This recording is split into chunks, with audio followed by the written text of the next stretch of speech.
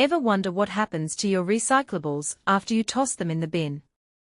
Spoiler, it's a chaotic, high-stakes game of sorting that's way more complicated than you think.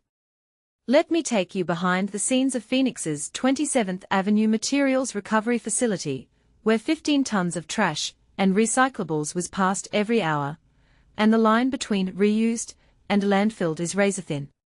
Here's the thing, most people assume recycling is just tossing stuff in a bin and magically making it disappear. But what they don't realize is that this facility is basically a high-speed, industrial-scale version of a game of Jenga.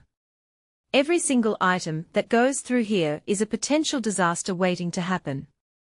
Think about it, plastic bags can clog conveyor belts, electronics can short-circuit machines, and even a single pizza box can ruin an entire batch of cardboard.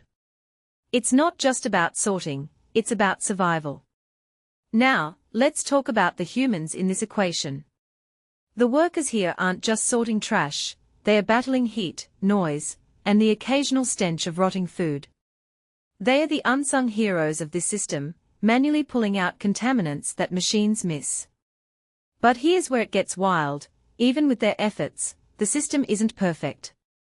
That's where the AI Samurai comes in, a robotic arm with suction that zaps pet plastics like water bottles. But even this tech has limits. It can't handle the chaos of a bin full of mixed materials, which is exactly what most people throw in. What makes this really interesting is the irony of it all. We are told recycling is the green solution, but the reality is that 90% of what goes into those bins ends up in landfills anyway. Why? Because contamination is the silent killer of recycling. A single coffee cup in a pile of paper can render the whole lot unusable.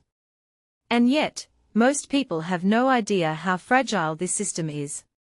It's like expecting a symphony to play perfectly when the audience is throwing confetti into the orchestra pit.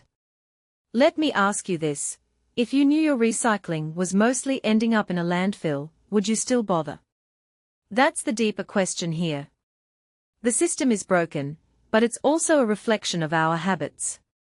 We've been conditioned to think recycling is a free pass to consume more, but the truth is, it's a band-aid on a much bigger wound.